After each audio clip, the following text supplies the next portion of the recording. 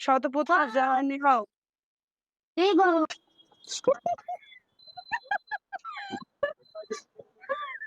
এই হচ্ছে আমাদের শাশুড়ি আর সবার নেমন্তন্ন করেছে। Hello everyone, welcome back to my channel. তো আশা করছি সবাই খুব ভালো আছে। আমি কিন্তু খুব ভালো আছি। তো আজকে আবারও নতুন একটা ব্লগ নিয়ে চলে এসেছি। আর আজকের ব্লগটা কিন্তু জামাই ষষ্ঠী স্পেশাল ব্লগ। তো ভিডিওটা স্কিপ না করে দেখতে থাকো। আর যারা আমার চ্যানেল নতুন, চ্যানেলটাকে সাবস্ক্রাইব করে দিও, বেল আইকন প্রেস করে দিও। চলো দেখতে থাকো। তো সকাল, সকাল এখানে কিন্তু আমাদের বাড়ির জামাই কিন্তু এন্ট্রি নিয়ে নিয়েছে। মানে দিদি আর জামাইবাবু সকাল, সকাল চলে এসছে। আসার পরে এখানে যে খই, চিড়ে, মুড়ি, মিষ্টি সবকিছু দেওয়ার ছিল সেগুলো আমি একটা থালার মধ্যে ভালো করে সাজিয়ে নিলাম। আর মা এখানে নিয়মকানুনগুলো করছিল।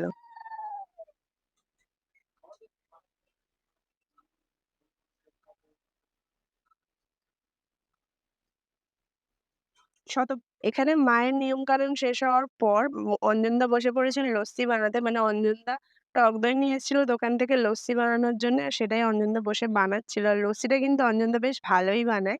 আর এখানে লস্যি বানানোর পর অঞ্জনদা গ্লাসে ঢেলে সবাইকে দিয়ে দিচ্ছিল।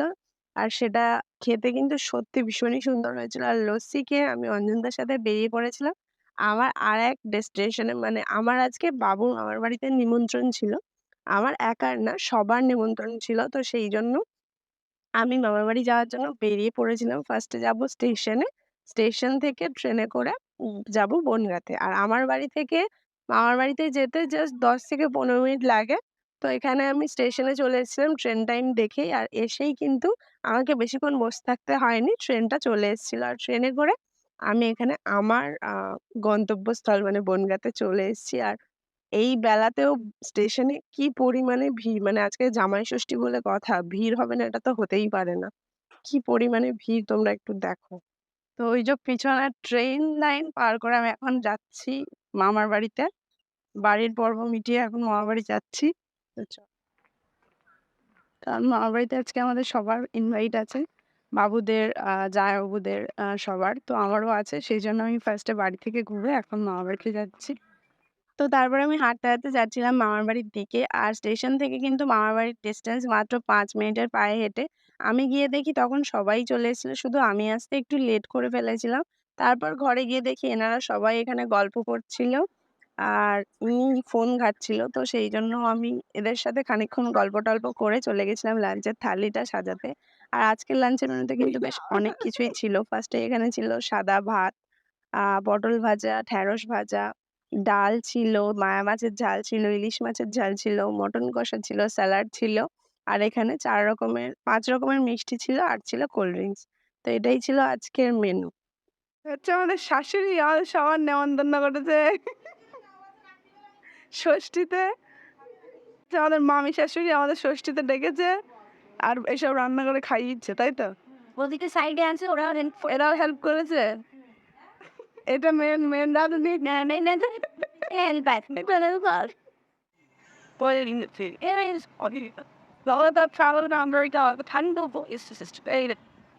তো তারপর আমি এখানে সবাইকে কোল্ড ড্রিংকস দিয়েছিলাম। আর জামাইবাবু ততক্ষণে কোল্ড ড্রিংকস খাওয়া হয়ে গেছিল। তাও বলছিল সবাইকে দিলে আমাকে দেবে না। তাই তখন ফাঁকা গ্লাসটাই জামাইবাবুকে দিলাম। আমরা এখন যাচ্ছি বাজারে ঘুরতে, তাই তো? বাজারে কে যাই? আমরা তো যাই। হ্যাঁ, আমরা তো ওইজন্য আমরা বাজারে ঘুরতে যাচ্ছি। সবাই বাজারে করতে যায়। আমরা ঘুরতে যাচ্ছি। আমরা ৬ জন যাচ্ছি কিন্তু আপাতত এখন আমরা ৪ জনই আছি। ৬ জন আর ২ জন দেখা হবে। হুম। তারপরে আমরা সবাই মিলে বেরিয়ে পড়েছিলাম একটু ঘোরার জন্য। আর গিফট কেনার ছিল কিছু টুকটাক। তো ফার্স্টে ভেবেছিলাম সবাই মিলে ঘুরে-টুরে তারপরে যাবো গিফট কিনতে। তো ফার্স্টেই এখানে আমরা গেছিলাম একটা মন্দিরে। হরি মন্দিরে গেছিলাম। মানে মন্দিরটা কিন্তু আমার বেশ ভালো লেগেছে। আর মন্দিরের সামনেই ছিল ট্রেন লাইন আর একটা পুকুরও ছিল, বেশ ভালো ছিল।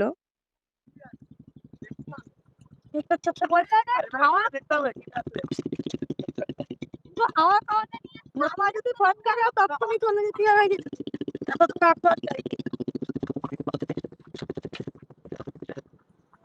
এই কিন্তু দাঁড়ালে তো কতক্ষণ ধরো হাওয়া খাচ্ছে, চলো তো ঘুরে বেড়াতে। তো এখানে ইয়ার্কি আড্ডা মারতে, মারতে আমরা চলে গেছিলাম আবার ৭ ভাই কালীতলা। এবার ৭ ভাই কালীতলায় কিছুক্ষণ সময় কাটিয়ে আমরা বনগাঁর দিকে চলে আসি। আর বনগাঁতে কিন্তু এই শিব ঠাকুরের এই মন্দিরটা আমার খুব ভালো লাগে। আর শিব ঠাকুরের এই যে মূর্তিটা এটা না আমার সত্যিই খুব পছন্দের। তো তারপরে আমরা চলে যাচ্ছিলাম দোকানে।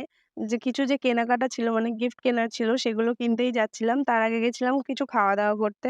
তো ফার্স্ট এ এখানে গিয়ে আমরা দাঁড়িয়ে একটু ক্যাথ মেরে নিলাম সবাই মিলে। মানে আমি, ছর্দি সবাই মিলে একটু ক্যাথ মেরে নিলাম। তারপরে গেছিলাম লস্যির দোকানে। এখানে সবাই মিলে একটু লস্যি নিলাম। চিয়ার্স! আমার চোখে ভরসা লাগছে কেন বুঝতে পারছি।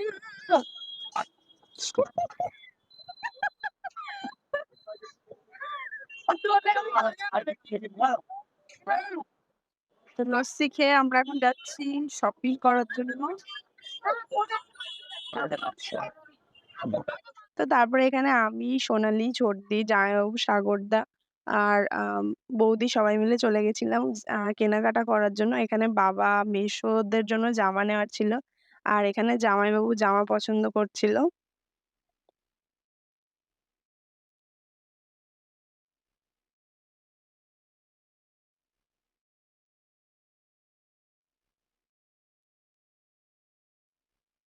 তারপরে এখানে জামাকাপড়ের দোকান থেকে জামাকাপড় কিনে চলে গেছিলাম একটা কাপ প্লেটের দোকানে। কারণ এখানে ছোটদের কিছু কাপ প্লেট নেওয়ার ছিল। কিন্তু যাওয়ার পরে কিছু প্লেট দেখিয়েছিল। প্লেটগুলো ঠিক পছন্দ হয়নি। মানে যেরকম আমরা চাইছিলাম সেরকম পাচ্ছিলাম না। সেইজন্য আমরা চলে গেছিলাম আরো একটা দোকানে, যে দোকানে কিন্তু অনেক ভ্যারাইটি ছিল। আর একটা কোন কোম্পানির এটা? অপরা বের হয়েছে দেখেন একটু। সেলুন আছে। Cello company. এগুলো দেখতেও ভালো লাগছে। হ্যাঁ, আমার এইগুলো ভালো লাগে। এক সাইডে কাজ, চেয়ারটা নিচে। ওটা তো পুরো সাদা। এখানে সাদা খাতাও দেখতে দেখো দেখো। কি আছে? হ্যাঁ, প্লেন সাদা না এটাও ওই দেখো আমার তো প্লেট নেওয়ার পর এখানে দেখছিল চামচ, কারণ কিছু চামচের দরকার ছিল। তো সেগুলো দেখছিল। আর আমিও এখানে একটা কিছু কিনেছিলাম। লাস্টে এটা নিলাম। পেছনে একটা পকেটে জানাচ্ছে আমাকে ডিস্টার্বিং করছে। হ্যাঁ, এটাও ভালো। এটা ছোট আর ওইটা একটা ছোট করে।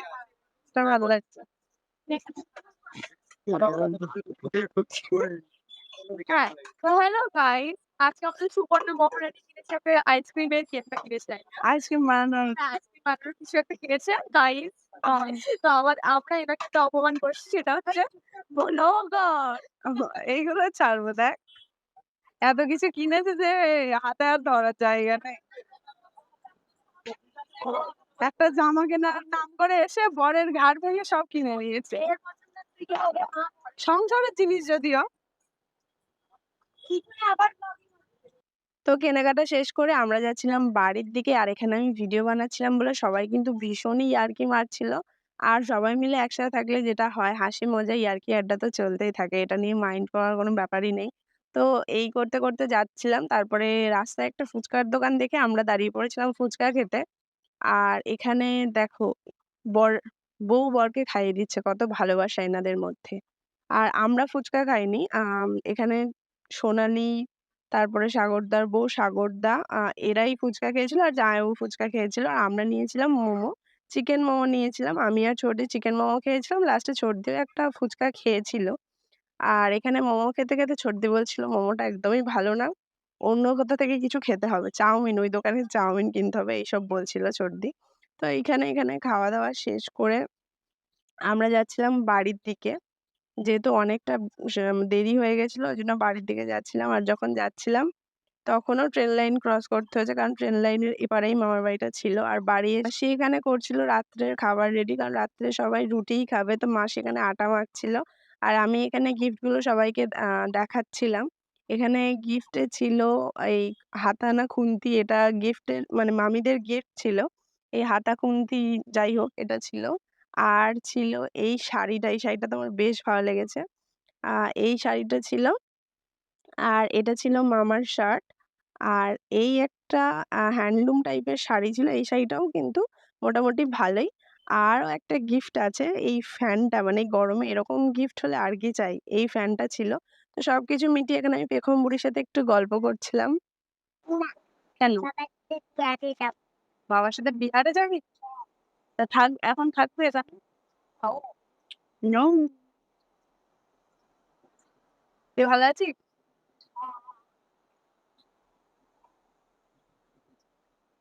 টাটা। বলো